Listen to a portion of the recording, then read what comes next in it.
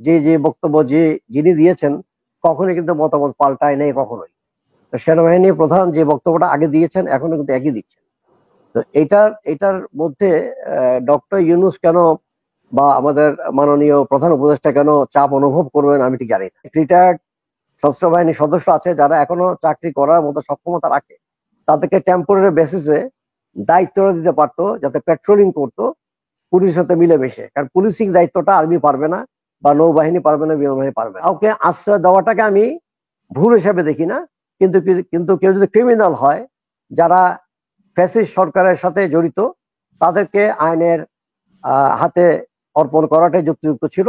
যারা দোষী, আমি আপনার প্রশ্নের উত্তরে যাওয়ার আগে আমি শুরু করতে চাচ্ছি গত 5ই অগস্টে যখন সেনাবাহিনী প্রধান আপনার বক্তব্য রাখবেন বলে স্টলে আসছিল, যে 2টার সময় বক্তব্য রাখবেন, 3টার সময় বক্তব্য রাখবেন, আলটিমেটলি 4টার পরে উনি লাইভে আসলেন এবং উনি কিছু কথা বলেছেন জাতির উদ্দেশ্যে। সেই সময় কিন্তু বেসিক্যালি কোনো সরকার নাই বাংলাদেশে। সেনাবাহিনী প্রধান কিছু বক্তব্য রেখেছিল, আপনারা যদি সেটাকে রিকল করেন, সেখানে কিন্তু প্রথমে বলেছেন যে শেখ হাসিনা চলে গেছেন, এই কথা বলেন নাই। যে আমি পলিটিশিয়ানদেরকে ডেকেছি, প্রথমে জামাতার নাম নিয়েছেন, বিএনপির নাম নিয়েছেন, মির্জা ফখরুল ইসলাম, তারপর জুনায়েদ সাকি এবং আসিফ নজরুল, এই 4 জনের নাম আমরা মনে আছে স্পষ্ট যে নাম নিয়েছেন, তাদের সাথে আমি আলোচনা করেছি এবং একটা সিদ্ধান্তে আমরা এসেছি যে আমরা এই দেশ একটা অন্তর্বর্তীকালীন সরকার গঠিত হবে, সেই সরকারের মাধ্যমে দেশটা পরিচালিত হবে পরবর্তী সরকার দায়িত্ব গ্রহণ করার আগ পর্যন্ত। তো এই এতটুকু সংক্ষিপ্ত একটা বক্তব্য রেখে উনি কিছু প্রশ্নের উত্তর দিয়ে উনি চলে গেলেন। এখন এই জায়গায় কিন্তু এরপরে যে উনি বক্তব্যটা দিলেন, সেখানে কিন্তু উনি বলেছেন, প্রথমে যে বক্তব্য বলেছিলেন এখনো কিন্তু একই বক্তব্য দিচ্ছেন সেনাবাহিনী প্রধান, যে 18 মাসের মধ্যে এদেশে একটা নির্বাচন অনুষ্ঠিত হবে। এবং তারপর এটা হচ্ছে তার ব্যক্তিগত মতামত সে প্রকাশ করেছে, বিকজ স্টেক হোল্ডার যারা সব হচ্ছে রাজনৈতিক দল যারা ইলেকশনে পার্টিসিপেট করবে, আর ইনডাইরেক্ট স্টেক হোল্ডার হচ্ছে যেহেতু সেনাবাহিনী সাহায্য লাগে আপনার নির্বাচন করার সময়, তো কাজে একটা মতামত প্রকাশ করতেই পারে। যে আর সেনাবাহিনী আপনি নিশ্চয়ই লক্ষ্য করেছেন যে যে বক্তব্য যিনি দিয়েছেন কখনোই কিন্তু মতামত পাল্টায় নেই কখনোই। তো সেনাবাহিনী প্রধান যে বক্তব্যটা আগে দিয়েছেন এখনো কিন্তু একই দিচ্ছেন। তো এটার মধ্যে ডক্টর ইউনূস কেন বা আমাদের মাননীয় প্রধান উপদেষ্টা কেন চাপ অনুভব করবেন আমি ঠিক জানি না। আর এই চাপের কোনো মানে কোন সূত্রের মারফতে এটা আমি জানি না, আপনারা ভালো জানবেন, আপনাদের সোর্স আরো বেশি অ্যাক্টিভ। এটা চাপের যাওয়ার কোনো কারণ নাই, কারণ সেনাবাহিনী বা নৌবাহিনী বা বিমান বাহিনী, সশস্ত্র বাহিনী প্রধান উপদেষ্টা উনি কিন্তু ডিফেন্স মিনিস্টার হিসেবে দায়িত্ব পালন করছেন, কাজে ওনার সরাসরি অধীনে আছে তারা। সেনাবাহিনী প্রধান কোনো কিছুই নিজের থেকে বলেন না unless he talks to the chief advisor. তো ওনার সাথে কথা বলার পরেই উনি বলেন। আর যে মন্তব্যগুলো বলছেন এইগুলি কিন্তু আগেও বলেছেন উনি, এটা কিন্তু নতুন কোনো কিছু, ঠিক আছে? হ্যাঁ, কাজে এটা উনি কিন্তু নতুন কোনো কিছুই বলতেছেন না। এখানে একটা জিনিস শুধু অ্যাড হয়েছে আজকে, যেটা মিলিটারি অপারেশন, যার আপনার ডিএমও, এটা একটা মিলিটারি অপারেশন, ব্রিগেডিয়ার আপনার নামটা বলেছেন।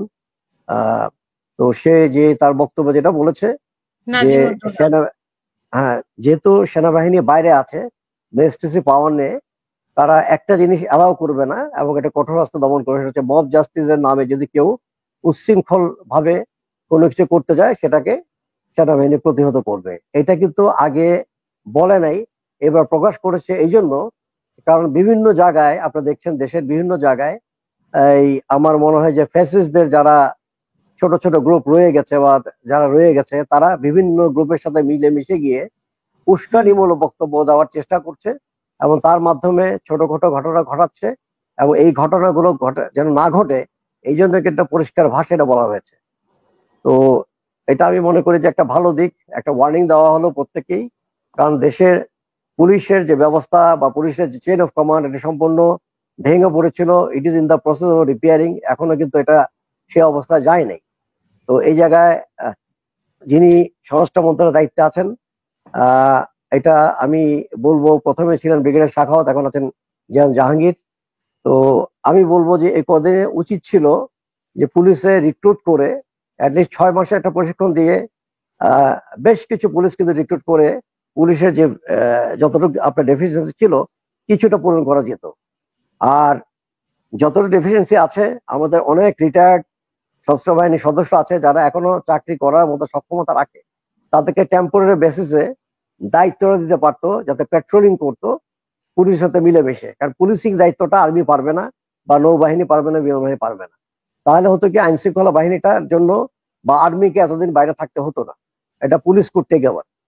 তো সেটা না করাটা আমি মনে করি যে একটা কি বলবো, এটা করা উচিত ছিল। আমি ভুল বা নেগেটিভলি জিনিসটাকে দেখছি, বাট আমি প্রকাশ করছি এইভাবে যে এটা করা উচিত ছিল, যেহেতু প্রায় 9 মাস হয়ে গেছে এই সরকারের বয়স। তো কাজেই আর কিছুদিন পরে 1 বছর হয়ে যাবে। এতদিনে কিন্তু 2টা ব্যাচ বের করা সম্ভব হতো পুলিশের, এবং বড় বড় ব্যাচ। এবং ইচ্ছা করলে তারা আমাদের আর্মির যে সমস্ত ট্রেনিং সেন্টার গুলো আছে, যেখান থেকে আপনার আমাদের ইঞ্জিনিয়ারিং কোর, ইনফ্যান্ট্রি, তারপর আর্টিলারি, সেই সমস্ত ট্রেনিং সেন্টারের কিন্তু তারা কিন্তু দায়িত্ব নিয়ে কিন্তু পুলিশ কিন্তু খুব র্যাপিডলি কিন্তু আমরা এই ডেফিসিয়েন্সি পূরণ করতে পারতাম। তো সবচেয়ে বড় সেটা করা হয়নি, যার জন্য দেশের এখনো এই বিশৃঙ্খলাটা রয়ে যাচ্ছে। এবং পুলিশের অনেকে আশ্রয় নিয়েছিল, অনেকে মানে আশ্রয় ছিল সেনাবাহিনীর। আমরা আইএসপিআর এর রিপোর্টে দেখলাম কারা কারা আশ্রয় ছিল। তো আমরা এর আগেও জানি ওবায়দুল কাদের সাহেব প্রায় 8 মাস দেশেই ছিলেন, আমি যদি ভুল না করে থাকি। হ্যাঁ, আজকে ওনার একটা অডিওতে আগে যেটা দাবি করা হয়েছিল সেনাবাহিনীর অধীনেই উনি ছিলেন, কিন্তু এখন আজকে আমরা যেটা শুনলাম সেটা অন্যটা। তো এটা কি এই যে সেনাপ্রধানকে রক্ষা করার জন্য বা সেনাবাহিনীকে রক্ষা করার জন্য উনি আজকে এরকম কোনো বক্তব্য রেখেছেন কিনা ওবায়দুল কাদের সাহেব? সেনাবাহিনী প্রধানকে রক্ষা করার আসলে কিছু নাই, রক্ষা করা মালিক আল্লাহ। তো কাজেই এখানে হচ্ছে যে আমি যে কথাটা বলবো, সেনাবাহিনী যে কজনকে আশ্রয় দিয়েছিল, এই ডিমান্ডটা প্রথম করা হয়েছে আমাদের রাওয়া থেকে, retired arm forces welfare association থেকে, retired arm forces officers welfare association থেকে আমরা প্রথম দাবি জানিয়েছিলাম, just the very first month, যে যারা যাদেরকে আশ্রয় দেওয়া হয়েছে, যেহেতু সেনাবাহিনীর প্রধান নিজেই বলেছেন আমি এতজনকে বিভিন্ন সেনানিবাসে আশ্রয় দিয়েছি, যাতে করে তাদেরকে একটা মানবিক কারণ দেখিয়ে উনি আশ্রয় দিয়েছিলেন। তখন আমরা নামগুলি প্রকাশ করার জন্য, এবং খুব যদি ভুল না করি, এটা করলেন বশিরুজ্জামান, রিটায়ার্ড। উনি উনি উনি ওনার বক্তব্য বলেছেন যে we want the list of the persons who are detained, অথবা যাদেরকে আপনার নিরাপদ আশ্রয় দেওয়া হয়েছে ক্যান্টনমেন্টে। ওনার মাধ্যমে কিন্তু আমরা এই জিনিসটা সেনাবাহিনীকে বলা হয়েছে। এবং তারপরে কিছু নাম কিন্তু বেরিয়ে এসেছিল, এবং এরপর একটা বক্তব্য দেওয়া হয়েছে যে কিছু কিছু এতজন 400-র উপরে এরা, সরি 200-র উপরে এরা নিজ উদ্যোগে আবার চলে গেছে, এই ধরনের বক্তব্য দেওয়া হয়েছিল। এখন আইএসপিআর এর মাধ্যমে আপনারা জানতে পেরেছেন এক্স্যাক্টলি কারা কারা ছিল, পুরো লিস্টটা বের করেছে। তো এটা কাউকে আশ্রয় দেওয়াটাকে আমি ভুল হিসেবে দেখি না, কিন্তু কেউ যদি ক্রিমিনাল হয়, যারা ফ্যাসিস্ট সরকারের সাথে জড়িত, তাদেরকে আইনের হাতে অর্পণ করাটাই যুক্তিযুক্ত ছিল। যারা দোষী, আইন নির্ধারণ করবে বা কোর্ট নির্ধারণ করবে কে দোষী। বাট যারা চিহ্নিত দোষী, যে যাকে আপনারা সবাই, অর্থাৎ আমরা সবাই জানি, ওইরকম যদি কেউ থেকে থাকে, আপনার ওবায়দুল কাদের নামটা বারবার নিয়েছেন, বাট আমাদের কাছে এই ধরনের কোনো তথ্য ছিল না যে এটা তাকে ক্যান্টনমেন্টে আশ্রয় দেওয়া হয়েছিল, এটা আমাদের কাছে ছিল না। এটা একটা আপনারা হয়তো জানেন যে আমাদের দেশে রিউমারটা এখন এত ব্যাপকভাবে ছড়িয়ে পড়েছে, রিউমারটাই হচ্ছে এখন মানুষ বিশ্বাস করে বেশি, সত্যি কথাটা বিশ্বাস করতে মানুষের কষ্ট হয়। হাবিব ভাই অনেকগুলো কথা বললেন, আমি শুনছিলাম মনোযোগ দিয়ে। কথাগুলি উড়িয়ে দেওয়ার মতো না, এক্সেপ্ট ফিউ, কোনো কোনো জায়গায় আমি একটু দ্বিমত করবো, আর বাকিগুলো ওনার সাথে আমি একমত পোষণ করছি, যেখান থেকে আমি শুনেছি সেখান থেকে। তো সরকার এবং সেনাবাহিনী মুখোমুখি হওয়ার কোনো মানে এই বক্তব্যটা বেসিক্যালি রাখাটাই আমি মনে করি দিস ইজ রং। মানে আমাদের মানে দেশের একটা অংশ হচ্ছে সেনাবাহিনী, দেশের একটা অংশ হচ্ছে নৌবাহিনী, দেশের একটা অংশ হচ্ছে আপনার বিমান বাহিনী, পুলিশও ঠিক একইভাবে আছে। এখানে সেনাবাহিনী যেহেতু সুপিরিয়র একটা ফোর্স, ওয়েল ট্রেন্ড, সারা বিশ্বে আমরা একটা নাম কামিয়ে